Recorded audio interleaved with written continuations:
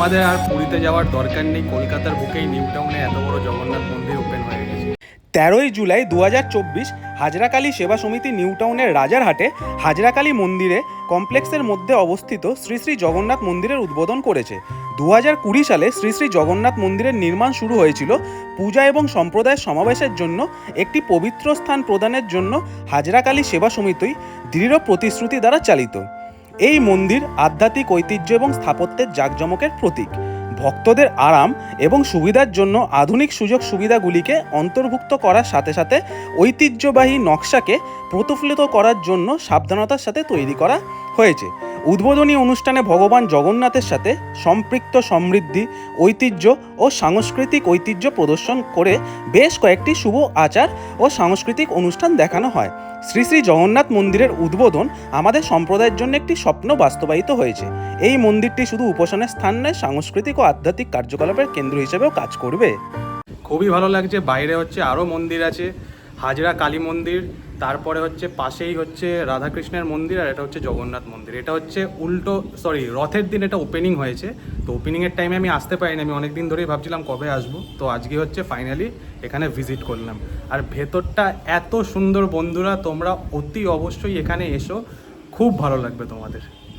জগন্নাথ মন্দির হলো একটি গুরুত্বপূর্ণ হিন্দু মন্দির, যা ঈশ্বর বিষ্ণুর একটি রূপ জগন্নাথকে উৎসর্গ করা হয়েছে।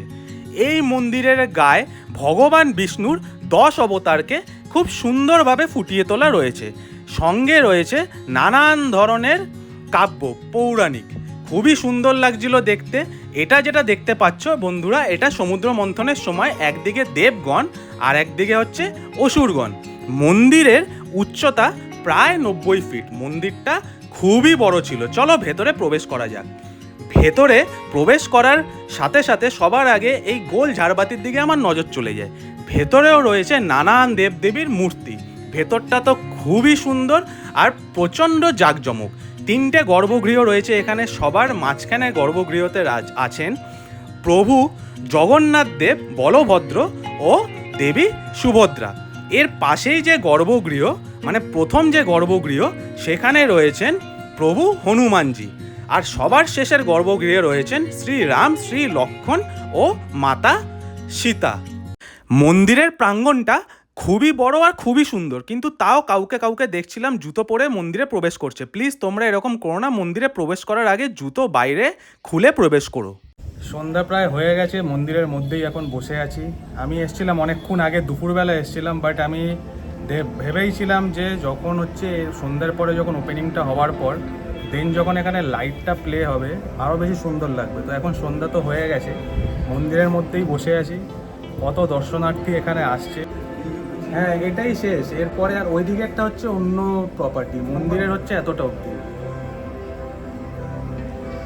হ্যাঁ, আর একটা জিনিস বন্ধুরা তোমাদেরকে বলে দিই, তোমরা যদি এই মন্দিরটা যখন তোমরা ভিজিট করবে, জগন্নাথ দেবের মন্দির, আসা হচ্ছে খুবই সহজ। যে কোনো হচ্ছে এয়ারপোর্ট থেকে বাস ধরবে তোমরা, এখানে কারিগরি ভবন হচ্ছে পাশেই আছে, ওইখান থেকে নেমেই একটুখানি জাস্ট ওয়াকিং ডিস্টেন্স, তারপরেই হচ্ছে জগন্নাথ দেবের মন্দির। আমি এখানে বসে ভ্লগ করছি, আমাকে অনেকে দেখছে, সবাই দেখুন হা করে দেখছে। ভালো লাগছে কাকু? কেমন লাগলো দেখে ঠাকুর জগন্নাথ দেবকে? ভালো লাগছে? এখানে বসে কথা বলছি, এদিকেও একজন আছেন বয়স্ক মানুষ। ভাল লাগলো দেখে? তো খুবই ভালো লাগছে বন্ধুরা।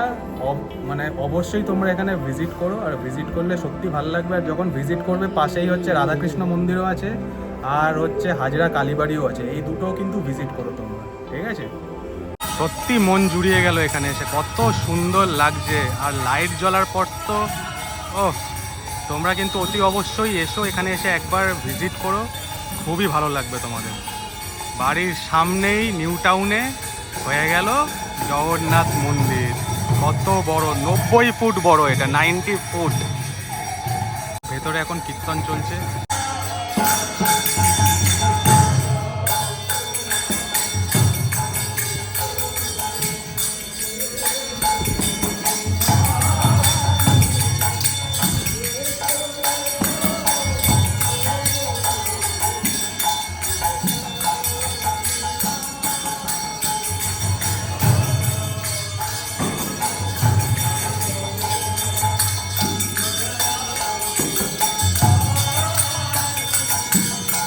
তো আজকের মতো এখানেই শেষ করছি। ভেতরে এখন কীর্তন চলছে, খুবই সুন্দর একটা এক্সপিরিয়েন্স হলো। বাড়ির সামনে নিউ টাউন, এখানে চলে আসো তোমরা, এসেই হচ্ছে পুরীর জগন্নাথ মন্দির। আশা করছি আজকের ব্লগটা ভালো লেগেছে তোমাদের। যদি ভালো লেগে থাকে সাবস্ক্রাইব করে দিও আমার চ্যানেলটা। এরপরে আরও অন্যান্য ব্লগে তোমাদের সাথে দেখা হচ্ছে।